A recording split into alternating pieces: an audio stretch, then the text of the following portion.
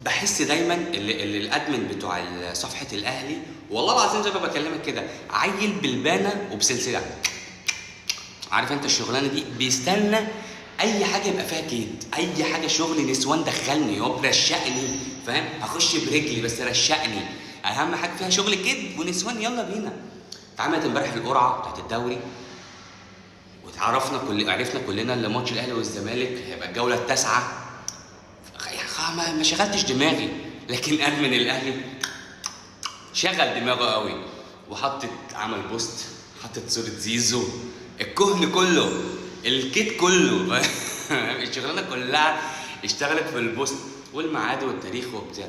صفحة الزمالك بدتهم واحدة بوم كواهم، راح رافع له يا باشا الصورة، شالوا منها زيزو في ماتش الانسحاب اللي فات وقال له جاست بي هير، يعني تعالى المهم انت تيجي، يعني هتقعد تحط لي في صور وبوستات وبتاع وما اعرفش ايه، المهم تيجي الماتش.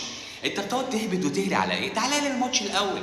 لما انت حاطط صوره لعيب بتاع انا عندك صوره البوست، تعالى الماتش، لكن شغل النسوان والكيد دوت يعني ادم وفاهم وخلاص. بقى عندك حد في صفحه الزمالك بقى بيعرف يرد على الشغلانه دي، بيعرف يجي يروح خد يلا خد على وشك، هتهري كتير خد على قفاك، هتهري كتير خد بالكشاف. فيعني خلاص ما بقوش ملاحقين على اللي بيحصل قدام واحده زي ما بقول لك بوم تعالى just be here.